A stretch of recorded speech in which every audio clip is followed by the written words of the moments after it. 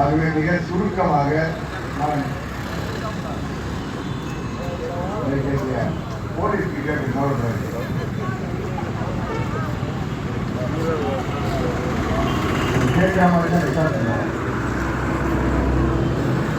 நண்பர்களே, நான் இந்த கூட்டத்திற்கு வருகை புரிந்ததற்கு மிக முக்கியமாக ஒரு காரணம் உண்டு.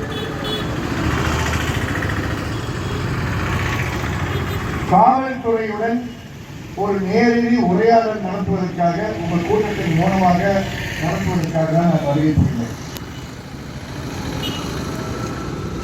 நேரடியாக இந்த மாவட்டத்தில் இருக்கக்கூடிய காவல்துறை கண்காணிப்பாளரோ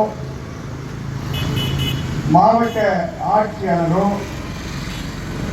பொறுப்பில் இருக்கக்கூடிய யாரோ எங்களை தொடர்பு கொள்ளவில்லை. தொடர்பு கொண்டார்கள் என்றால் அவர்களுக்கு மறுப்பு நடத்தியிருக்கோம். இன்று 4-5 விஷயங்களை மட்டும் மையப்படுத்தி பேசி நான் செல்ல விரும்புகிறேன். இந்த கூட்டத்திற்கு தலைமை தாங்கிக் கொண்டிருக்கக்கூடிய தோழர் மதியவன் அவர்கள் உங்களுக்கு கடந்த சில மாதங்களாக ஏன் ஒரு வருடத்திற்கு முறை அதிகமாக தொந்தரவு கொடுக்கிறார் என்ற பட்டியலை நீங்கள் அவர்கள் வைத்திருக்கிறீர்கள். அது உண்மைதான், அதை மாற்று கருத்து கிடையாது. உங்களுக்கு சந்தேகம் இருக்கிறீங்க. காலையில் வரைக்கும் கோர்ட்ல மாறாடி இருந்த ஒரு வழக்கறிஞர் இன்னைக்கு ஏன் எங்க ஊருக்கு தேனியில வந்து பேசிட்டு இருக்காருங்க. உங்க பக்கத்துல வந்து பேசினா உங்க காதுக்கு கேட்கும்ன்ற காரணத்துக்காக தான் வருகை புரிந்திருக்கிறோம். எங்களை போன்றவர்களுக்கு ஆழ்ந்த நம்பிக்கை என்னவென்றால் உரிமைகள் பெறுகின்ற இடம் தெருக்களில் என்பதை மறந்து விடாதீர்கள். நீதிமன்றத்தில் அதுக்கு பிற்பாடுதான். முதலில் வெற்றி காண வேண்டிய இடம் வந்து தெருக்களில் போராட்டங்கள் மூலமாக. இன்று அவர்கள் SC/ST வன்கொடுமை சட்டத்தை பற்றி பேசுவதை வலியுறுத்தி நிறுவனத்தை ஏற்பாடு செய்திருக்கிறார்கள். இந்த மாவட்டத்தில் இருக்கக்கூடிய காவல்துறை கண்காணிப்பாளருக்கும் காவல்துறையில் இருக்கக்கூடிய யாருக்கும் தெரியாத சில உண்மைகளை மட்டும் கூற விரும்புகிறேன். மறந்துடாதீங்க, SC/ST வன்கொடுமை சட்டத்தினுடைய வடிவை உருவாக்கியது சாதியில் அவருக்கு சாதி நம்பிக்கை கிடையாது. சாதியில் பார்ப்பனராக பிறந்த நம்முடைய ஐயா PS கிருஷ்ணன் அவர்கள் என்பதை பெருமையுடன் கூற விரும்புகிறேன். அதிர்ச்சி யாருக்கு என்றால் இங்க இருக்கக்கூடியவர்களுக்கு கிடையாது. இந்த சட்டத்தை பயன்படுத்தக்கூடாது தீர்மானம் பண்ணி இருக்கக்கூடிய காவல்துறை அதிகாரிகள் இருக்கீங்கல்ல, உங்களுக்கு எல்லாருக்கும் சொல்றேன், 1989ஆம் ஆண்டு சட்டம் வருவதற்கு முன்பு திரு PS கிருஷ்ணன் IAS ஓய்வு பெற்றவர், ஆந்திரா மாநிலத்தில் IAS அதிகாரியாக இருந்தவர். மைய அரசு அவரை ராஜீவ்காந்தி அரசு அழைத்து மத்தியில் இது போன்ற ஒரு சட்டத்தை உருவாக்க வேண்டிய தேவை இருக்கு என்று கேட்டு அவர் உருவாக்குவதற்கு என்ன செய்தார் என்பதை கூற விரும்புகிறேன். இந்த நாட்டில் இருக்கக்கூடிய சுமார் 60 SC/ST வகுப்பை சார்ந்தவர்களை ஒரு அரங்கத்தில் கூட்டு அந்த அரங்கத்தில் இருக்கக்கூடியவரிடம் உங்களுக்கு ஏற்பட்டிருக்கக்கூடிய பிரச்சனைகள் இந்த சட்டத்தில் சொல்றாங்க வன்கொடுமைகள் என்று. அந்த வன்கொடுமைகள் என்ன என்ற கதைகளை கேட்டார். அந்த வார்த்தை கதைகள் சொல்றீங்க, யாரும் கழித்து தப்பா நினைச்சுக்க வேண்டாம். அந்த கஷ்டமான அனுபவங்களை பதிவு செய்தார். அந்த பதிவை பெற்று அந்த பதிவிலிருந்து உருவாக்கப்பட்ட சட்டம் தான் இந்த சட்டம். அந்த சட்டத்தில் உருவாக்கப்பட்டிருக்கக்கூடிய அந்த அட்ராசிட்டிஸ் சொல்றோமே, வன்கொடுமைகள், இந்த முதல் சட்டத்தில் இருக்கக்கூடிய செக்ஷன் 3 இருக்கக்கூடிய அனைத்து வன்கொடுமைகளும் அரங்கத்தில் இருக்கக்கூடிய பாதிக்கப்பட்ட SC/ST மக்கள் கூடிய விஷயங்கள் என்பதை தயவு செய்து காவல்துறை அதிகாரிகள் புரிந்து கொள்ளுங்கள். அதுக்காக தான் வந்திருக்கோம். இதை உருவாக்கவில்லை என்றால் அரசியல் சட்டத்தை நம்மால் மதிக்க முடியாது. ஆகவே இதை தண்டிப்பதற்கு இது போன்ற ஒரு கொடூர சட்டத்தை கொண்டு வர வேண்டிய அவசியம் இருக்கிறது காரணத்தினால் அதை பட்டியலிட்டார். அவர் பட்டியலிட்ட காலம் 1989 இருந்து நான் பெருமையுடன் கூறுகிறேன், நம்முடைய பரமக்குடி ஐயா மறைந்த மூத்த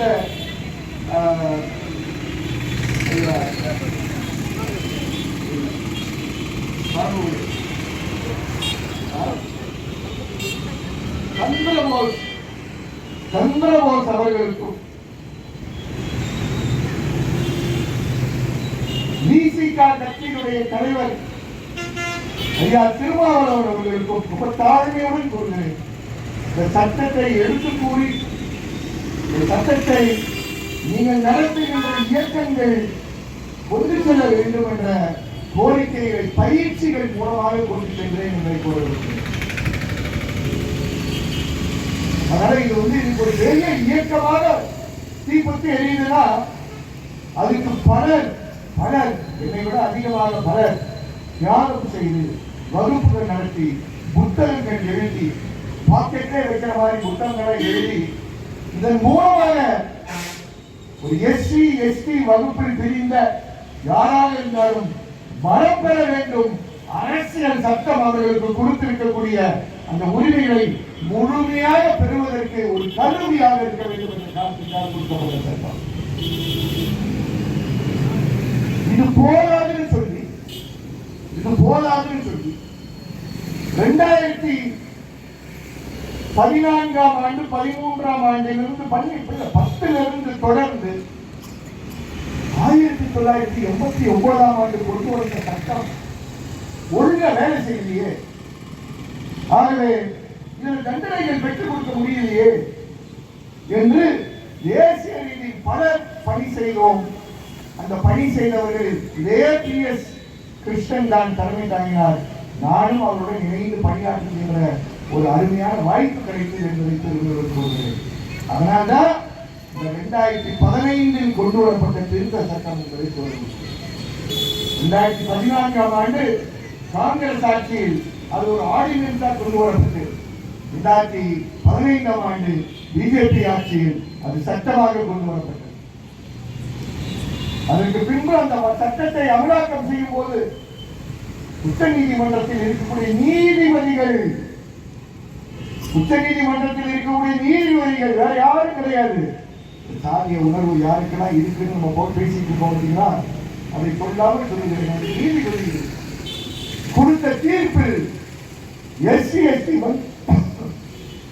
வன்கொடுமை சட்டத்தில் கண்டிப்பாக பிரிலிமினரி என்கொயரி நியமிக்க வேண்டும் என்று அவர்கள் முடிவு செய்த பொழுது தேசத்தில் பல உயிரிழக்கிற அளவுக்கு போராட்டம் நடந்தது என்பது சரித்திரம். அதன் விளைவாக ஒரு வழியே இல்லாத காரணத்தினால்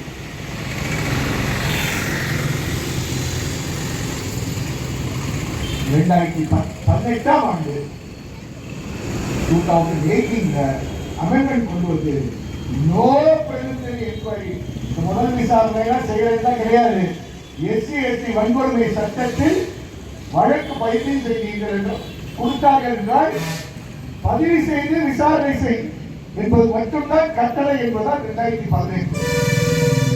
நான் கேட்கிறேன், பொறுப்புடன் கேட்கிறேன், மரியாதையுடன் கேட்கிறேன். இதை உங்கள் மாவட்டத்தில் இருக்கக்கூடிய SP கடைபிடிக்கிறாரா? மாவட்டத்தில் இருக்கக்கூடிய மாவட்ட ஆட்சித்தலைவர்கள் கடைபிடிக்கிறார்களா? அதனால்தான் இந்த கூட்டத்தை நடத்தி கொண்டிருப்பவர்களுக்கு மிக்க மகிழ்ச்சி என்னன்னா, பல சாதிகளை சார்ந்தவர்கள் அமர்ந்து பேசிக் கொண்டிருக்கிறோம். அவர்களும் என்னென்ன பின்னணியில் இருக்கிறார்கள் எல்லாம் எனக்கு முன்னால் பேசிய தோழர் மதியம் மிக சிறப்பாக எடுத்து கூறினார். என்னை பொறுத்தவரை இவர்களுக்கெல்லாம் சாதி கிடையாது, இவர்களெல்லாம் ஏன் சாதியை சார்ந்தவர்கள். அது என்னன்னா, நாங்கெல்லாம் மனித உரிமை காப்பாளர்கள் என்ற சாதியை சார்ந்தவர்கள். யாருக்கு மனித உரிமை மீறல் எங்க ஏற்பட்டாலும் குரல் கொடுப்பதற்காக இருக்கக்கூடிய ஒரே ஒரு சாதி மனித உரிமை காப்பாளர். அந்த சாதியை சார்ந்தவர்கள் தான் நாங்கள் இருக்கிறோம். உங்களுக்கு சாதி சர்டிபிகேட் யாருக்கு கொடுத்தான்னு கேட்பான் நம்ம தாசில்தார். அவங்களுக்கு இப்படி கேட்டு கேட்டு வளர்ந்தோம். அதெல்லாம் கேட்பான். ஐநா சபையில் 1998ஆம் ஆண்டு இது போன்ற பணிகள் செய்கின்றவர்கள் யாராக இருந்தாலும் அவர்கள் மனித உரிமை காப்பாளர்கள் என்ற ஒரு பெயருக்குள் அடங்குவார்கள் என்று ஐநா சபை நமக்கு பட்டியலிட்டதாகவே நமக்கு பட்டியல் இனத்தை சேர்ந்தவர்கள். ஆமா, அந்த பட்டியல் யார் கொடுத்தார்கள் என்றால் ஐநா சபை கொடுத்திருக்கு. இந்த பட்டியலுக்கு பேர் என்னவென்றால் மனித உரிமை காப்பாளர்கள் என்ற பட்டியல். அதை விட்டுட்டு இந்த சாதியை சார்ந்தவன் அந்த சாதியை சார்ந்தவன் சொல்லி திருட்டுத்தனமா இங்க இருக்கக்கூடிய காவல்துறை அதிகாரிகள் இருந்திருக்காங்க. ரொம்ப விசேஷமான கூட்டம் சொன்னாரு. எனக்கு இங்க வந்த பிற்பாடு என்ன சிக்கல் என்ன மாட்டிருக்காங்க நான் புரிஞ்சுக்கிட்டேன். நான் இங்க வராமல் இருந்திருக்கலாம். ஆனா என்ன மாட்டி விட்டுருக்க சிக்கல் என்னன்னா, நம்ம அஜித்குமார் வழக்குல நம்ம சந்திக்கிற மானாமதுரை டிஎஸ்பி இருக்காரு, சண்முகசுந்தரம். அவர் இப்ப சஸ்பென்ஷன்ல இருக்காரு. இந்த கூட்டத்தை கேட்டுட்டு இருக்கவங்க பாவம் எல்லாம் கான்ஸ்டபிள் நிறுத்தி வச்சிருக்காங்க. அவங்க அறையில உட்காந்து ராஜலட்சுமி கேட்டுட்டு இருப்பாங்க. ராமலட்சுமியா அது எந்த விஷயம்? ரூம்ல உட்காந்துருக்க சிசிடிவி கேமரா கண்டிப்பா ஓடிட்டு இருக்கும். இல்லைன்னா யாரை எடுத்துட்டு இருப்பாங்க, அவங்க அவங்களுக்கு கொடுத்துருவாங்க. அந்த சண்முகசுந்தரம் இந்த கூட்டத்தில் பேசப்பட்ட 2024ஆம் ஆண்டு வீரப்பன் வழக்கை எம்எஸ் பண்ண மேலாளி சண்முகசுந்தரம். இது எஸ்பிக்கு தெரியுமா? நான் மதிப்பிற்குரிய எஸ்பி கிட்ட கேட்கிறேன். அவர் அன்னைக்கே நீங்க அடக்கி இருந்தீங்கன்னா இந்த மாதிரி தாதி இருக்க மாட்டாரு. இவர் இன்னொரு வழக்கில் வைக்கிற மாட்டேன். இந்த மாதிரி மாற்றவங்க இப்பொழுது எங்க கையில தான் மாட்டுவாங்க. இதே சண்முகசுந்தரம், உங்க ஊர் சண்முகசுந்தரம் சொல்றீங்கன்னா மானாமதுரை சண்முகசுந்தரம், அவர் கண்டிப்பா சிபிஐ வழக்கில் உள்ளார போறாரு. அவர் கண்டிப்பா சிபிஐ வழக்கில் உள்ளார போறாங்க. அவரை உள்ளே தள்ளாமல் நாங்கள் சார்ந்து இருக்கக்கூடிய தியாக தலைமையில செயல்படுகின்ற சித்தர்களுக்கு எதிரான கூட்டு இயக்கம் தூங்காது என்று சண்முகசுந்தரத்துக்கு இங்க இருக்கக்கூடிய அவர்கள் தோழர்கள் மூலமாக சொல்லியுள்ளேன். இந்த சண்முகசுந்தரம் திருமங்கலத்திலிருந்து தென்காசி போற என்ஹெச் ரோடு வைடனிங் சார்ந்து இருக்கக்கூடிய எதிர்ப்பு இயக்கம் தொடர்ந்து எதிர்ப்பு பண்றாங்க. அதில் ஜெயராமன் சொல்லி ஒரு தொழிலதிபர், அவருடைய நிலவும் போது அவருடைய அலுவலகம் போது அவர் அதை முன்னின்று நடத்துகிறார். துபாயில தொழில் இருக்கு, நல்ல வசதியானவர். ஆனா அனைத்து விவசாயிகள் சார்பாக முன்னின்று போராடுகிற ஜெயராமன். இந்த கூறு சண்முகசுந்தரம் தென்காசியில் அந்த பகுதியில் இன்ஸ்பெக்டரா வேலை பார்த்தேன். ப்ரொமோஷனுக்கு முன்னாடி என்ன வேலை பார்த்தார். அந்த ஜெயராமனுக்கு குண்டா சாட்டு போட்டவர் இவர்தான். இந்த மாதிரி போராட்ட களத்தில் இருக்கக்கூடியவர்களை நோண்டாத, தொடாத, பக்கத்துல வராத, மதிப்புடன் நடத்தி எத்தனை வேலைகள் சொல்றது. ஒரு தடவை சொல்லலாம், 2 தடவை சொல்லலாம். பேசிய சூடு சுருணை இல்லாம இருந்தா என்ன பண்றது? குண்டா சாட்டு போட முடியுங்கிற காரணத்துக்காக ஒரு படித்த அதை சொன்னேன். தென்காசியில மட்டும் அவருடைய அலுவலகத்துல 300க்கு மேற்பட்டவருக்கு வேலை கொடுத்துட்டு இருக்காரு. துபாயில தொழில் நடத்திட்டு இருக்காரு. அவருக்கு எதிராக குண்டா சட்டமா என்னன்னா, அவருக்கு இருக்கக்கூடிய வழக்கு என்னன்னு பாத்தீங்கன்னா, அவருடைய தோட்டத்துல தேசிய கொடி, அவருடைய நிலத்துல தேசிய கொடியை வைத்துக் கொண்டு அவர் போராட்டம் நடத்துறது ஒரு விஷயம். அவருடைய அலுவலகத்துல எல்லாரும் தாண்டி கடைசியா இருக்கிற ரூம்ல தான் அவர் உட்கார்ந்து இருப்பார். அங்க ஒரு டிஏ வந்தாரா, அந்த டிஏ கதவை தொடர்ந்து வாங்கன்னு கூப்பிட்டு ரூம்ல டிஏ போட்டு அடித்தாராங்க. இது வைத்து ஒரு குண்டாசம் நடத்தினார். அவர் குண்டாசுல 24 நாட்கள்ல வெளியே வந்துட்டார். அது வேற விஷயம். 24 நாட்கள்ல வந்துட்டாரு. தமிழக அரசுக்கு கெட்ட பெயர் வாங்கி கொடுத்த சண்முகசுந்தரம் தான் என்பதை இந்த நேரத்தில் ஞாபகப்படுத்துகிறேன். இது ஐடி இன்டெலிஜென்ஸுக்கு தெரியாது, இதுக்கு அவங்களுடைய ஏடிஜிபிக்கு தெரியாது. தேவ ஆசீர்வாதம் இருக்காரு, தேவ ஆசீர்வாதம் அவருக்கு தெரியாது. ஐயா, இந்த கிரிக்கெட்டுலாம் உங்க அரசுக்கு கெட்ட பேர் வாங்கி கொடுக்கக்கூடியவங்க. தயவுசே தப்பா நினைக்காதீங்க, கிரிக்கெட் வார்த்தை பயன்படுத்துறேன். 25,000 ரூபாய் தமிழக அரசு அந்த ஜெயராமனுக்கு தண்டனை கொடுக்க வேண்டும் என்று ஜஸ்டிஸ் ஆனந்த் வெங்கடேஷ் அவருடைய தீர்ப்பில் கூறினார். இந்த அரசு அதை எதிர்த்து உச்ச நீதிமன்றத்துக்கு சென்றது. உச்ச நீதிமன்றம் வேகமா பணம் கட்டினாரு. இதுவரைக்கும் இன்னும் 25,000 ரூபாய் கட்டல. சண்முக சுந்தரமே உன் தலையில இன்னொரு 25,000 ரூபாய் இருக்கு, மறந்துடாதே சொல்ல வரணும். வேறு அந்த நாட்டினுடைய கரெக்டா இல்லையா? உங்க சண்முக சுந்தரத்துடைய சரித்திரம் இப்படி கையில இருக்கு. அது எங்கன்னா எல்லா போராட்டங்கள் வழியா இருக்கு. அப்போ சில வித்தியாசமான மனசு உள்ள வன்மத்தோடு இருக்கக்கூடிய, சாதிய வன்மத்தோடு இருக்கக்கூடிய, அதிகார வன்மத்தோடு இருக்கக்கூடிய சில காவலர்கள் இருக்கிறார்கள் என்று இருக்கார்கள். அடுத்த சிக்கல் கூப்பிடுறதே சிக்கலுக்காக. அடுத்த சிக்கல் 2023 முருகனை போட்டு நிதிச்சிங்க பெரியார் பெரியகுளத்துல அம்பேத்கர் சிலைக்கு அருகாமை. அதை மிக சிறப்பாக மற்றும் கூறிட்டாங்க. ஆனால் அதை விசாரித்த அதிகாரி யார் என்றால், இன்னைக்கு நாங்கள் குறி வைத்துக் கொண்டிருக்கக்கூடிய உங்க ஏடிஎஸ்பி சுகுமாரன், இப்போ ஏடிஎஸ்பி சிவகங்கையில் இருக்காரு மிஸ்டர் சுகுமாரன் தான் அந்த குறி வைத்துக் கொண்டிருக்கக்கூடிய மூத்த அதிகாரிகள். அந்த சொல்றாங்க அஜித்குமார் கேஸ்ல கான்ஸ்டபிள் ஒன்று குறி வச்சு அடிச்சிருக்கீங்களா, மேல இருக்கவங்களாம் பொறுப்பு இருக்கான்னு சொல்றோம்னா யார சொல்றோம்? அங்க இருக்க நாகேஷ்குமார சொல்றோம். உங்க ஊரு சண்முக சுந்தரத்தை சொல்றோம். உங்க ஊர்ல பணி செய்த ஏடிஎஸ்பி சுகுமாரனை சொல்றோம். தயவு செய்து இதை கேட்கக்கூடிய காவலர்கள், இதை கேட்கக்கூடிய இன்டெலிஜென்ஸ் சொல்லுவாங்க, இல்லாத உளவுத்துறை இன்டெலிஜென்ஸ் சொல்றாங்க, ஆங்கிலத்தில் சொல்றாங்க இன்டெலிஜென்ஸ்ங்கிறாங்க, வேலையே இல்லாம குறிப்பிடுவாங்க. எனக்கு இன்டெலிஜென்ஸ் எனக்கு ஒரு 40 வருஷம் பழக்கம் இருக்கு. 1 2 இல்லை 40 வருஷம்.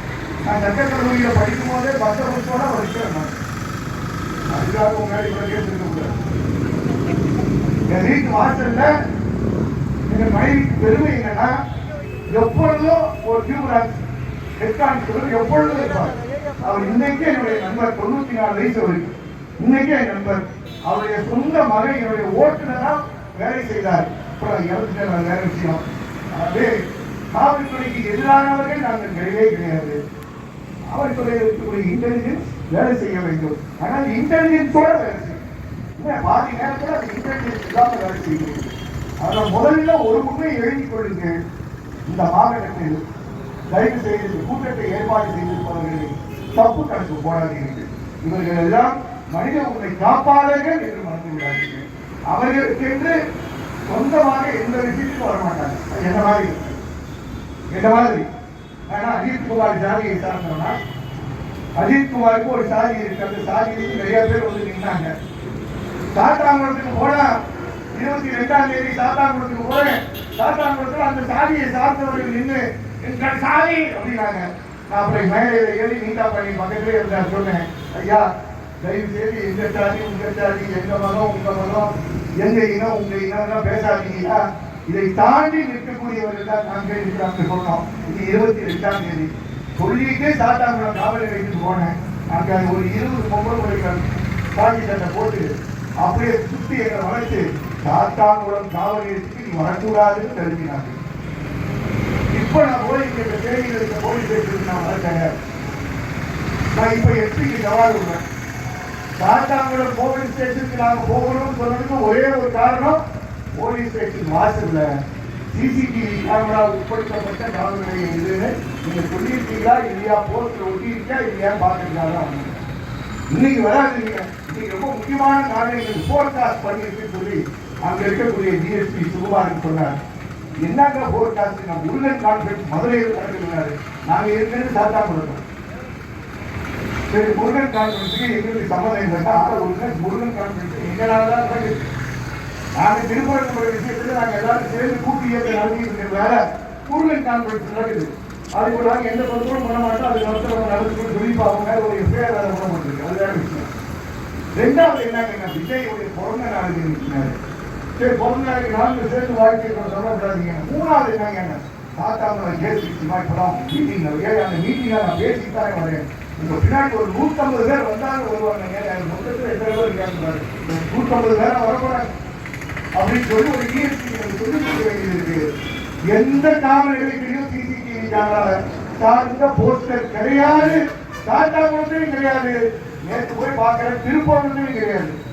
உங்களுக்கு ஏபிஎஸ்பி சுகுமாரன் அங்க இருந்த மரியாதை நிமித்தம் காவல் நிலையத்துக்கு வெளியே நின்றுட்டேன். நீங்க போட்டு போங்க, நான் வெளியிடணும்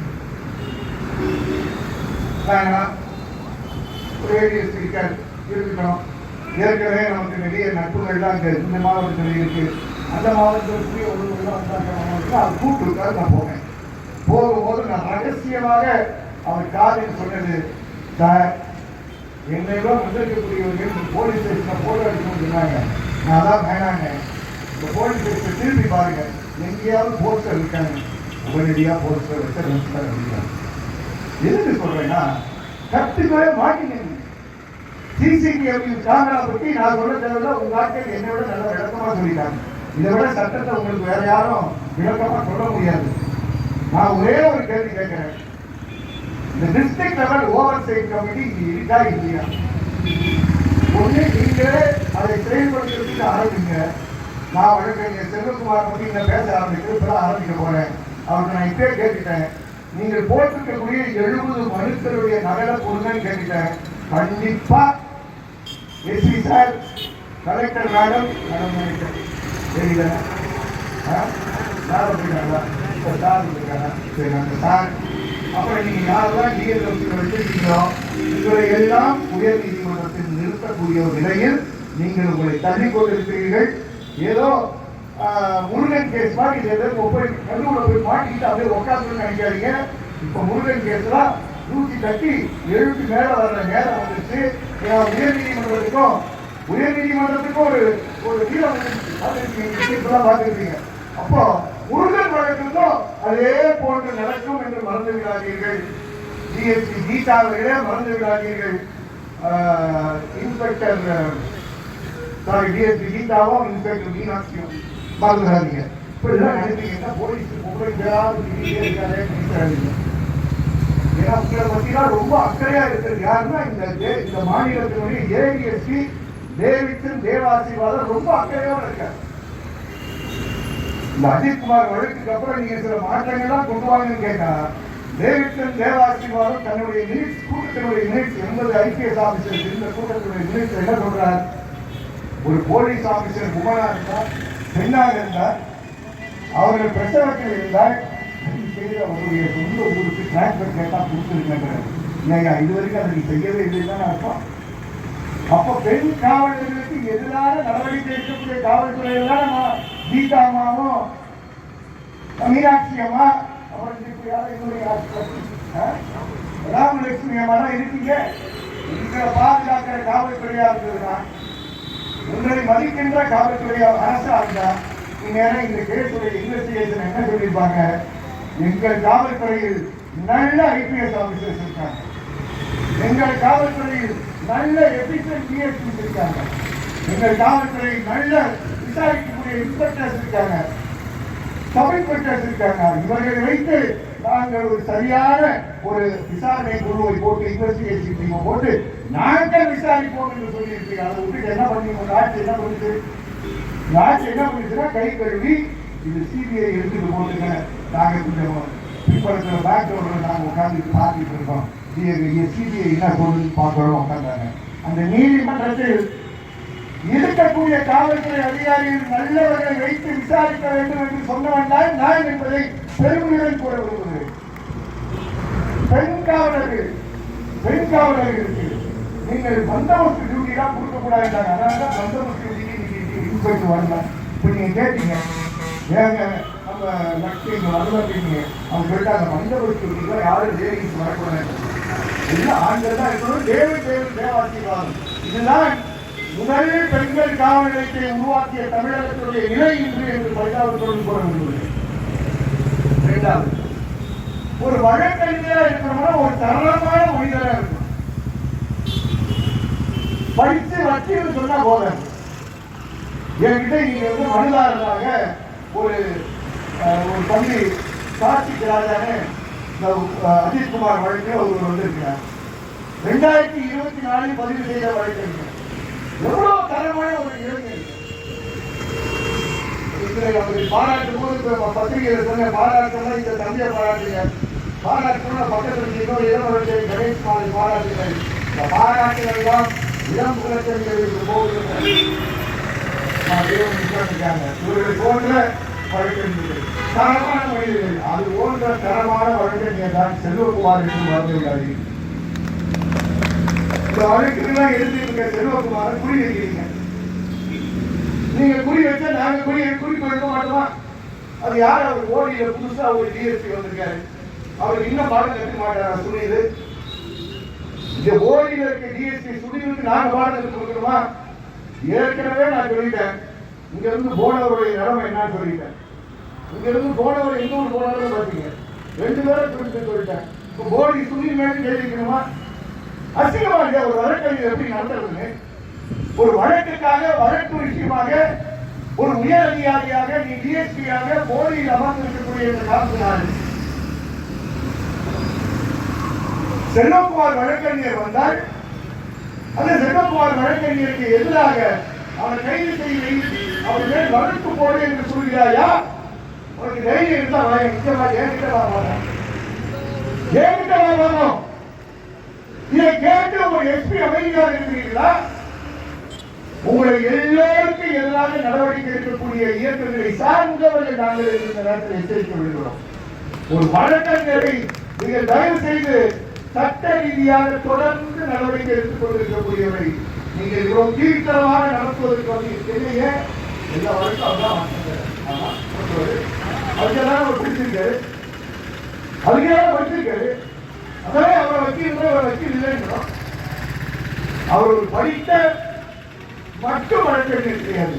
அதை உள்வாங்கி அரசியல் சட்டத்தை உள்வாங்கி அவர் பேசுகின்ற ஒவ்வொரு விஷயத்தையும் உள்வாங்கி தைரியத்துடன் செயல்படுகின்ற ஒரு நல்ல வழக்கறிஞர். அவருடைய வளர்ச்சியை கடந்த 2 வருடங்களாக பார்த்து வியப்பு அடைந்தேன் என்பதை கூறுவதற்காக தான் இன்னைக்கு வந்தாங்க. மனித உரிமை காப்பாளர் சொல்லும்போது வக்கீலும் மனித உரிமை காப்பாளர். வழக்கறிஞர் பணியின் மூலமாக மனித உரிமையை காட்டக்கூடிய பணியில் ஈடுபடுத்தக்கூடியவர்கள். அடுத்தபடியாக இந்த மாவட்டத்தில் இந்த சிசிடிவி கேமரா 70 போட்டுருக்காங்க. நீங்க எப்படி சிக்கிங்க பண்ணீங்களா? பாருங்க, நல்லா பண்ணுங்க. பார்க்கறவங்க இவரை பார்த்து தைரியம் வாங்கிக்கணும். இவர் ஒரு வாரத்துக்கு முன்னாடி இந்த தோழர்கள் தான் எனக்கு அழைத்து சொன்னாங்க. இந்த போலீஸும் கொஞ்சம் கரெக்டாக தேவையான வீடியோ கூட எடுத்துட்டு வந்து பிரச்சனை. இந்த தம்பி ரமேஷ் அலுவலகத்துக்கு வரும்போது கை நடுங்கி நான் ஏதோ வேலைக்காக பேசுறது தைரியம் நினைக்கிறேன். ஏன்னா சித்திரவதை என்றால் என்ன என்பதை நேரடியாக அனுபவித்தவர்கள். 14/1/25 வேலையாளப்பட்டி காவல் நிலையத்தில் வைத்து அவருக்கு அடித்த சம்பவம்லாம் உங்களுக்கு தெரியும், நான் எடுத்து சொல்ல தேவையில்லை. ஆனால் அனுபவித்தவர் இந்த ரமேஷ் என்ற இளைஞர் என்று மறந்தார்கள். அந்த பாதிப்பு, சித்திரவதையுடைய பாதிப்பு எவ்வளவு உள் போகுது என்றால் அவரால் அது சொல்றதை பற்றியோ அதை பற்றி யாரோ பேசினாலும் நடுங்கக்கூடிய நிலவு இருந்தது. இப்போ 9 பேர் ஏற்கனவே அங்க நடுங்கிட்டு இருக்காங்க. பார்த்தாங்க 9 பேர். இப்ப அது 9 பிளஸ் 5 9 உள்ளா இருக்காங்க. 5 வருஷம் இருக்காங்க.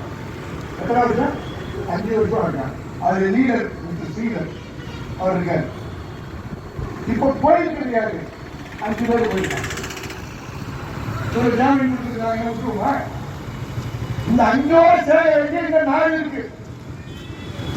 9 + 9 தான் எங்க ஜாக்சனே கணக்கு. நீங்க யார் சார் அந்த 4 இருக்கீங்க? சிபிஐ இந்த 4 யாருன்னு சொல்லுவாங்க. ஆனா மறந்துடாதீங்க, இந்த மாவட்டத்துக்கு நெருக்கமான 2 பேர் உதாரணம்.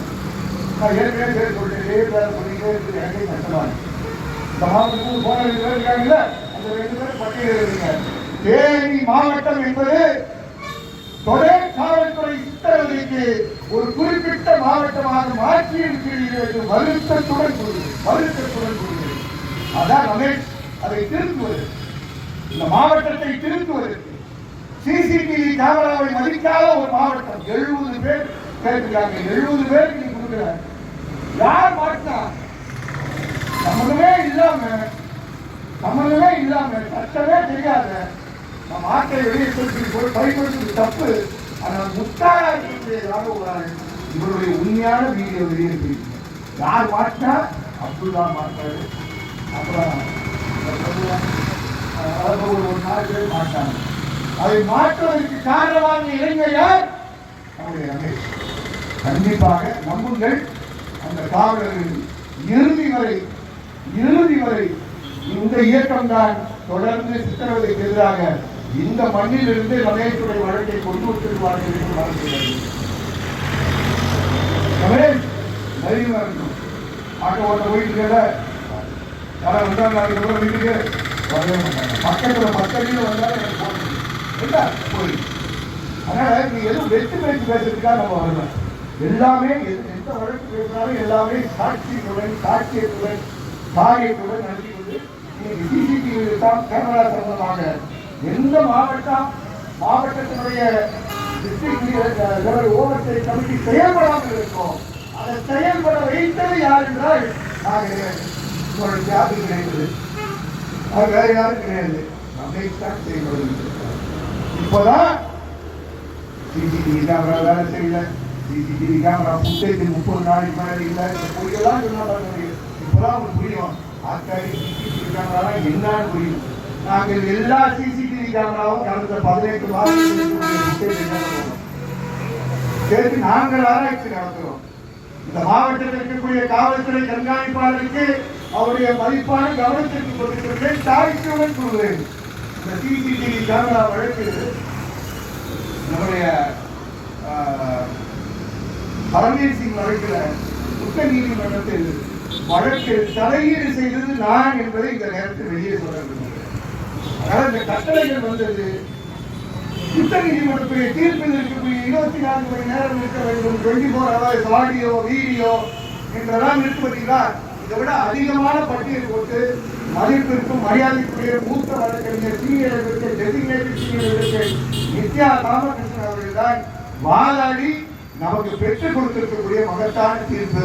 இந்த தீர்ப்பை கம்ப்ளீட்டா முழுமையாக அமலாக்கம் செய்யக்கூடிய மாவட்டமாக இந்த மாவட்டம் மாறும். அவை SC/ST வன்கொடுமை சட்டத்திலும் சாதிய பாகுபாடுடன் பணி செய்கின்ற பல காவலர்கள் பல நீதிபதிகள் இந்த மாவட்டத்தில் இருக்கிறது. தயவு செய்து இது ரொம்ப நாள் ஓடாது, கொஞ்ச நாள் ஓடும், ரொம்ப நாள் ஓடாது. அதை கண்டிப்பாக நிறுத்துவதற்கு எல்லா இயக்கங்களும் இணைந்து வருவோம் என்பதை இந்த நேரத்தில் கூறி என் பக்கத்தில் ஒரு உட்கார்ந்து அவர் எந்த இயக்கத்தை சார்ந்த கேட்ட அவர் பேர் மணிகண்டன். ஆதி தமிழர் பேரவையினர் நல்லா இருக்கீங்களான்னு கேட்டாங்க. நல்லா இருக்கீங்க. 2005ஆம் ஆண்டு எனக்கு எதிராக ஒரு ஹிஸ்டரி ஷீட் போட்டாங்க. இப்போ எனக்கு நன்றிக்கிட்டே இருக்காங்க. நான் இப்போ சவால் விடுறவங்க எஸ்பிஎன் எல்லாம் அவர் இருக்கக்கூடிய சரகத்துடைய டிஎஸ்பிஎன் உங்களுக்கு மாடசாமி ஸ்டேட் ஆஃப் தமிழ்நாடு வழக்கு தெரியலைன்னா போட்டு பார்த்து கற்றுக்கு அந்த வழக்கை வாடாடிய ஒரு நல்ல வாய்ப்பு எனக்கு கிடைச்சது. நீங்கள் யார் மேலே ஹிஸ்டரி ஷீட் போட்டாலும் அந்த ஹிஸ்டரி ஷீட்டை 6 மாதத்துக்கு ஒரு முறை நீங்கள் ரெவியூ பண்ணுங்க. எப்படா போட்டான்னு கேட்டால் 2005ஆம் ஆண்டு அந்த ஹிஸ்டரி ஷீட் மட்டும் இன்னைக்கு இருக்கட்டும். நாளைக்கு இருக்க 480 அந்த ஹிஸ்டரி ஷீட் போட்ட டிஎஸ்பி மேலே அந்த ஹிஸ்டரி ஷீட் ரெக்கார்ட்ஸ்லாம் கொண்டு வான்னு சொல்றது. எல்லாம் எதுக்கு சொல்றோம்னா உங்களுக்கு முறையாக சட்ட ரீதியான வகுப்பு நடத்துவதற்கு ஆட்கள் இல்லைன்னு தான் எழுதிட்டாங்க.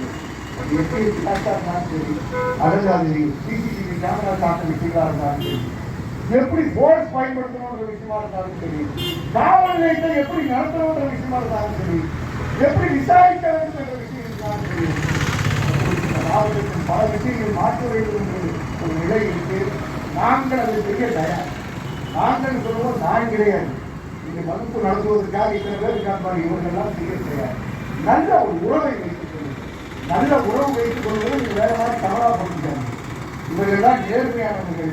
நம்முடைய பாக்கெட்டுக்குள்ளா காசை வச்சுக்கிட்டு உங்கள்கிட்ட கொடுக்கவோ உங்கள்கிட்ட வாங்கி அவங்க பாக்கெட்டை போடக்கூடிய ஆட்கள் இவர்கள் கிடையாது. சாதிகளுக்கு அப்பாற்பட்டு மதங்களுக்கு அப்பாற்பட்டு ஒரு பெண்மொழியின் தலைமையின் கீழ் செயல்படுகின்ற செயல் வீரர்கள் இவர்கள். தயவு செய்து இவர்கள் தப்பு கணக்கு போராடுகிறீர்கள். நீங்கள் தப்பு கணக்கு போட்டிருக்கிறீர்கள் என்பதை கூறுவதற்காக தான் நீங்கள் வந்தேன் என்று கூறி இந்த வழக்குகள் எல்லாம் வெறும் தோப்புகளாக இருக்காது.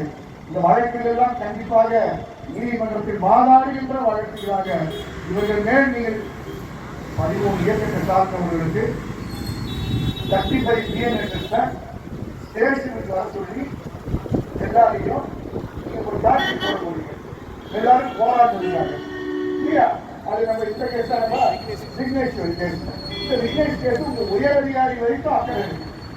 உங்க உயர் அதிகாரிகளை நாங்கள் சந்திக்கும் போது உங்களுடைய உயர் அதிகாரியை இருக்கக்கூடிய தோழர்களுடன் இணைந்து ரமேஷ் கூட போட்டு நாங்கள் போகும்போது அவர்கள் வில்லேஜ் வாழ்க்கை முடிஞ்ச உடனே ஐடி தேசியது வில்லேஜ் கேஸ் அவருக்கு ஞாபகம் எந்த அளவுக்கு ஞாபகம் இன்னும் அவருக்கு நன்றி தருவியா என்று ரொம்ப ஆதரவுடன் கேட்டார். எனவே உயர்மட்டத்தில் இவ்வளவு நல்ல ஒரு அதிகாரியை வைத்துக் கொண்டு கீழே இருக்கக்கூடியவர்கள் ஏன் இப்படி இருக்கிறீர்கள் என்ற சந்தேகத்தோட தயவு செய்து தெரிந்து வழிவதற்காக. ஆனால் இந்த மாநிலத்திற்கு போகக்கூடிய தவறான சக்திகள் இங்கிருந்து போறவங்களா மாநிலத்தில் தவறான சக்திகளாக ஆட்சிக்கு கெட்டதாய் வாங்கி கொடுக்கக்கூடியவர்களா இந்த மாவட்டத்தில் பணி செய்து போவதுதான் என்பது எழுத்துட்டார். சண்முகத்தோட எடுத்துக்காட்டினாரு, குருமாரன் எடுத்துக்காட்டினாரு, அப்துல்லா எடுத்துக்காட்டு. அப்துல்லா ராம்நாத் போயிருக்கு, கஷ்டப்பட்டு ராம்நாத் வந்தாரு, இப்போ பாதுகாப்பா ராம்நாத் போயிருக்காரு. அதாவது கஷ்டப்பட்டு போயிருப்பாங்க. தயவு செய்து இந்த மாவட்டத்தை திருத்த வேண்டிய விஷயம் பல இருக்கு. இந்த மனித உரிமை காப்பாளர்கள் மதிக்கின்ற காவல்துறையாளர்கள் கேட்பதற்காக மட்டும்தான் இந்த வருகிறேன். பல வேலைகள் இருக்கு, பல வேலைகள் கல்வி வைத்துவிட்டு வந்தது ரொம்ப நாளாக 2013 2023 தொடர்ந்து இதே நிலையாக இருக்கு. இதுக்கு ஒரு முற்றுப்புள்ளி யார் வைத்தார்னா ரமேஷ் தான். ரமேஷ்ல மட்டும்தான் நீங்க தலை கொடுத்தீங்க, மறக்காதீங்க. ரமேஷ் போன்றவர்களால் உங்கள் பல வெளியில் தலக்குடியை வைப்பார்கள். தேவதான வண்டியில தெற்கு தெருவு ஒன்று இருக்கு, வெற்றி கேட்கணும். தெற்கு தெருவு ஒன்று இருக்கு. அந்த தெற்கு தெருவில் யார் இருக்காரு உங்களுக்கு எல்லாத்தையும் தெரியும். அந்த தெற்கு தெருவை சார்ந்தவர்கள் அந்த தெற்கு தெருவில் இருந்து மட்டும்தான் தேவதான பற்றி மெயின் தெருவுக்கு வர முடியுமா? உண்மையா? உண்மையா? அவர்கள் வேற ஏதோ சந்தன வர்றதா இருந்தால் அது மறுக்கப்பட்ட இடம். அந்த இடங்கள் தெற்கு தெருவை சார்ந்தவர்கள் தாண்டிதான் பேர் சொல்வது ஆசிரியர். அந்த தெற்கு தெருவை சார்ந்தவர்கள் நடந்தால் நீண்ட தகாதவர்களாக இருப்பார்கள் காத்திருக்காங்க. மற்ற தெருக்களுடைய எதிர்ப்புலாம் மூடி வச்சிருக்காங்க. இது உண்மையா பொய்யா? தயவு செய்து எஸ்பி அவர்களே இந்த கூட்டத்தின் வாயிலாக ஒரு கேட்கிறேன். தயவு செய்து தேவதானை பற்றி இன்ஸ்பெக்டர் கேளுங்க. ஒரு கூட்டத்தில் ஒரு பொறுப்பு இல்லாமல் பேசுறாரு, அது உண்மையா இல்லையான்னு கேளுங்க. இல்லையா விட்டுருங்க. நாங்கள் அதை எடுத்து உயர் நீதிமன்றத்துக்கு கொண்டு போவோம். இந்த தம்பி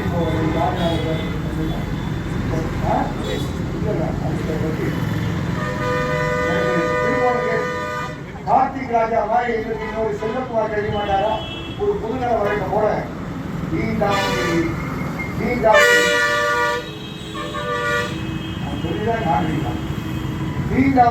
தெரிந்தும் அந்த தீண்டாமையை நிறுத்த மறுத்தால் நீங்களும் போர்ல குற்றவாளி என்று நடந்துள்ளார்கள் என்று பொறுப்புடன் கொடுத்தேன். அது மாவட்ட ஆட்சித்தலைவராக இருந்தாலும் சரி, அது டிஆர்ஓவா இருந்தாலும் சரி, அது ஆர்டிஓ இருந்தாலும் சரி, அது எஸ்பியா இருந்தாலும் சரி, டிஎஸ்பியா இருந்தாலும் சரி, நீங்களும் முகவரிகள் தான் போர் கொடுக்கிறது. அந்த விலைக்கு கல்லாதிகள் கூறி சட்டத்தினால் எல்லாத்தையும் மாற்ற முடியாது. ஆனால் இது போன்ற இயக்கங்களுக்கு செயல்படுவதற்கு